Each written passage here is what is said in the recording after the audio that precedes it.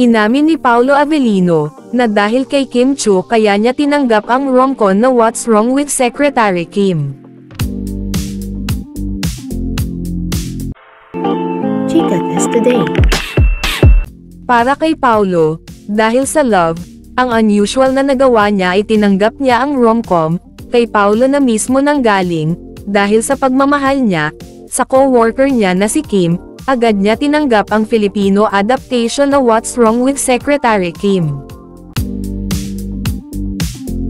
Dahil sa pagmamahal ko bilang katrabaho ka at sa lahat ng binigay mo sa Linlang, so pambawi sa'yo.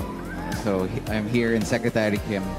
Kung iisipin, ang dami naman pwede isagot si Paolo, subalit yung para kay Kim talaga yung sinabi niya. I think if it was offered to me and it wasn't Kim, I'd probably have second thoughts. Marahil yun talaga ang nasa puso ni Paolo, kaya diretsahan, at walang pangingimi niyang nasabi yon, iba talaga ang tama niya kay Kim. Maging ang host, ay hindi mapigilan ang kilig, hindi rin kinakaya ang sagot ni Paolo.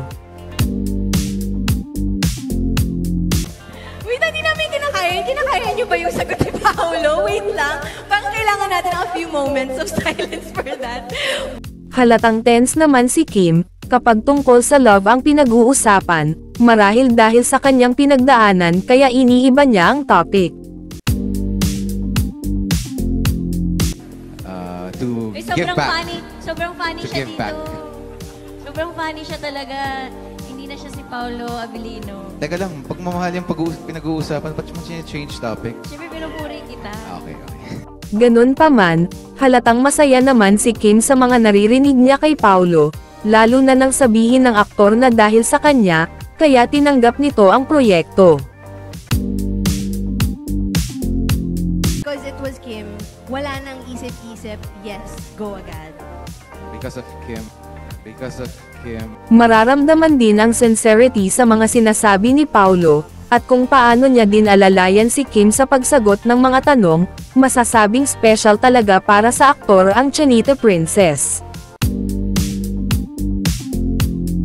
Yung ngiti niya din naalis sa mukha niya, hindi gaya sa Linlang, siguro dahil hindi pa sila masyadong close nun ni Kim, iba ang aura ni Paolo, naging palangiti, mula nang nagkasama sila ni Kimi.